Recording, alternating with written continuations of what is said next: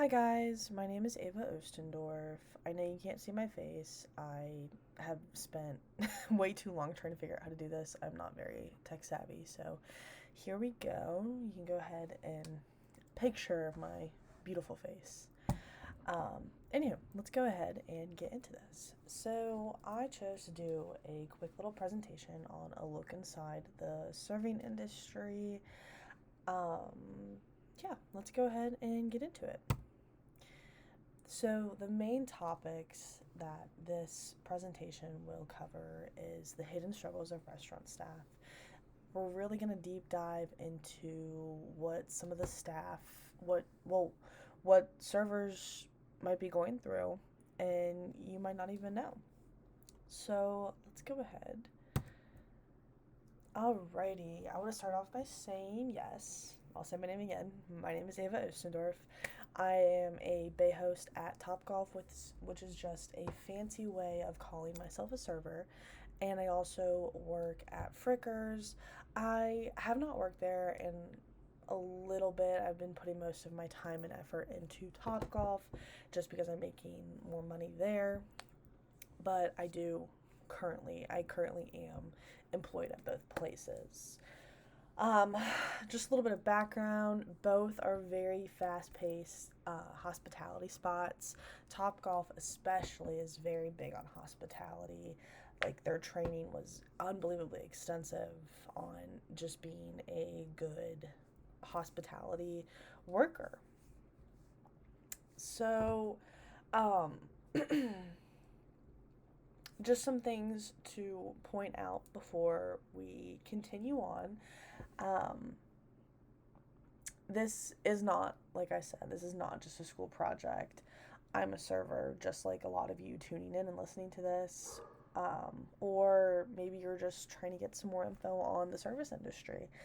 But I have done this presentation. I have been writing this, going through all my information with a tired brain, sore feet, just aching body from living my daily life and being employed full time, not just at one but two serving jobs. But this is something that I really care about, and I think that this is very important to shed light to is some of our hidden struggles that servers face. Um, I know firsthand how much we carry emotionally, mentally, and physically. So let's go ahead and identify the problem here. So, what are some common challenges for servers that we might face that you might just not know about? So, first and foremost, are long hours, back to back shifts, often without adequate breaks. I can speak firsthand on all four of these points. Very long shifts. I mean, it is common for me to do a 12-hour shift and then go in and open the next morning. Like, probably get off at 1:30 or maybe midnight, and then have to wake up and be at work by 9 a.m., 11 a.m. You know, it very ample sleep because you have to account for getting off work, driving home, then doing whatever you might have to do for your home life duties, and then go to sleep, get some decent sleep, wake up, and then repeat the cycle. So then that can kind of lead into inconsistent scheduling and income due to reliance on tips, which we'll see in a slide later to come. But, when you first start out with the job, um, you might have like your blinders on and be like, oh, this is great. Like, I'm making money. I mean, that's kind of how I feel at Topgolf is I have like my blinders on. I was making great money at first, and I'm like, you know what? Heck yeah, like, keep me on the schedule, give me these hours, and next thing you know, I'm experiencing burnout, which are these key points. Is I'm making good money, I want to be consistent with it, and then I might go into work one day and tips aren't consistent, and I just worked like a 10-hour shift to make the money that I made the day before. I mean, it's just inconsistent, and I rely on the tips because I'm only getting paid about 5.25, 5.30 an hour. So then I keep on taking these shifts because I rely on my paycheck. Just like any other working person out there, you rely on your paycheck to pay your bills, pay for your gas, pay for your food, just like common necessities that a human would need to survive. So then we'll go into the high emotional labor. You know, I can't tell you how many times I've had to go to a table smiling when I'm just like completely burnt. I'm completely burnt, or I've had to be tasked with a situation that should be out of my control. And I just, my heart really goes out in this situation for servers who have had to show up when it almost feels impossible. So, this is a very important one, high emotional labor. You know, we're always smiling even when we're exhausted. So, then it's going to segue into mental burnout and lack of workplace mental health support. I will sit here and I will praise Topgolf because part of their training, they do integrate, um, like, shortly integrate this, but they do have a mental health support system that, like, if you're experiencing any thoughts or you're going through something and you need help and want to talk to somebody, they have that there for you. But I know most places, most companies that are smaller than Topgolf and don't have the adequate money to provide you these resources, that you can go home and you can feel lost and you're like, I don't know what to do, or I might not be able to afford to go get myself help. And it's just, you know, praise to Topgolf for having these resources put in place, but most people are not fortunate enough in their workplace to have support, especially when it comes to mental health and your mental well-being and your emotional stability. So I think that is very, like, these are very important key problems to harp on and really take into consideration for the better of your servers and your employees. So that brings us to the next slide, the real life impact. Burnout. Burnout is so real. It's an emotional toll. We're often treated like we're replaceable and that it affects your self-worth. I mean, I can speak firsthand on this from my experience at Frickers. It's like, you know, I'm not going to harp and I'm not going to get into the details too much, but I experienced the act of almost like being told that I'm replaceable. But then, like, it was so unbalanced because they would act like, you know, I was their saving grace, and then they would also act like I was replaceable. And it's not a good feeling, especially when you're experiencing burnout. I know most servers go into their shift and they're like, I'm just burnt. I'm burnt out, but they're not approved their time off or the scheduling. Like, there's so much that leads into burnout. So let's go ahead and look at the next slide.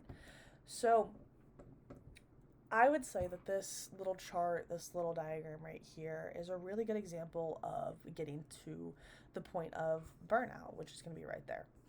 So here we go. You start the job. You like it. You either, like, when you start your job, you either realize that you hate it or you like it. But in this instance, you like your job. You start to really enjoy it. And when you enjoy something, you keep wanting to do more of it. That's literally just how your brain is wired. If you like something, you're going to continue to do it.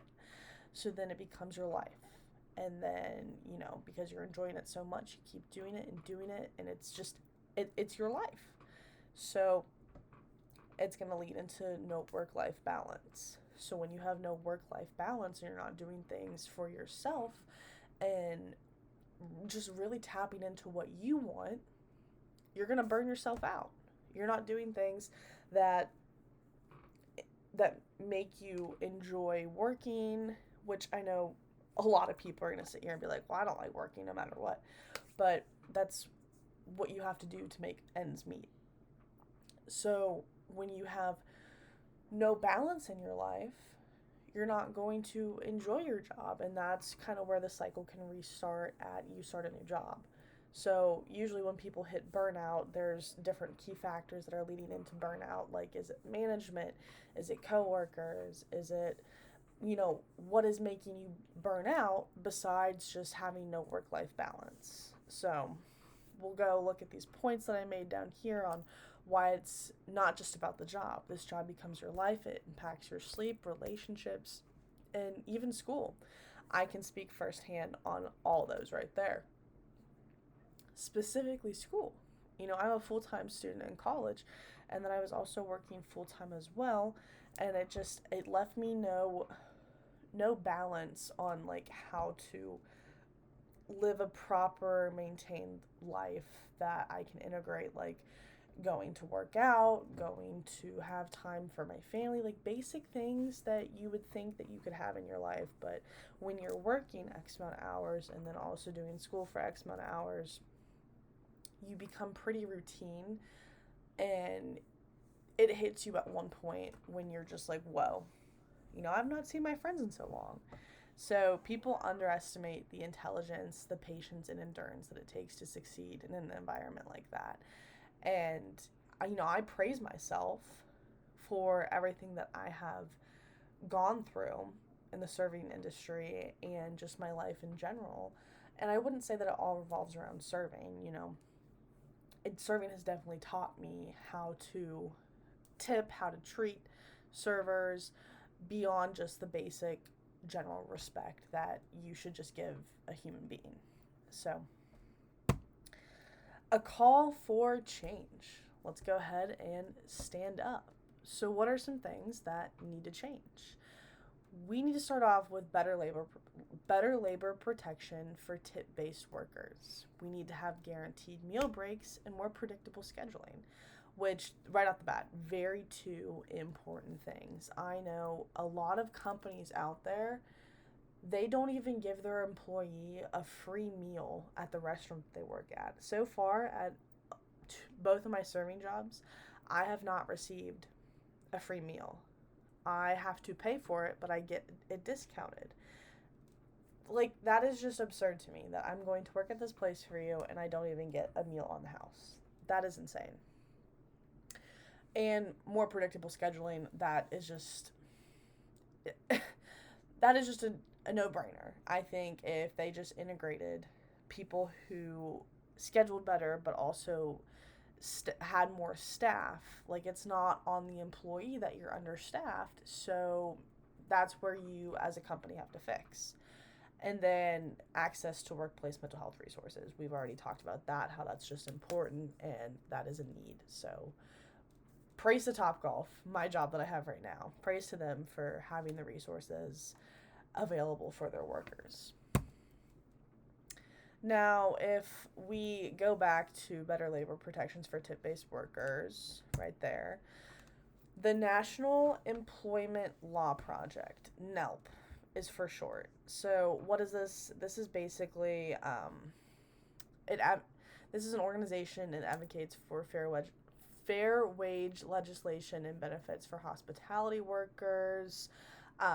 In recent years, NELP has received funding from the Bricklayers Union, the AFL-CIO, the Service Employees International Union, the United Auto Workers, United Steelworkers, the Carpenters Union, and the California Nurses Association. So this is just a good little source to look at to see that we are taking steps in the right direction.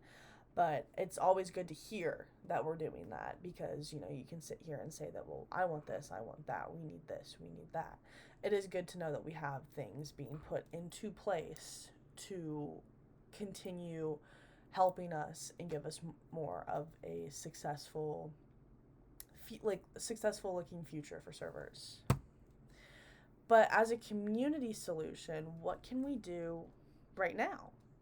We can start conversations with our managers. I mean, I know this might be a little out of our comfort zones, and, you could see possible retaliation by standing up for yourself, and that is a big thing. That is a very, very, very big thing. I know I can speak firsthand on seeing people that I look up to and that I appreciate, and I see them standing up for themselves, or like even me and other servers, and the manager just completely retaliates, whether it's cutting tables for them or just overall retaliation is unacceptable. So I think that is another thing that, I want to talk on and get out there, but I'm not going to speak too heavily on, because that is a whole other problem within itself.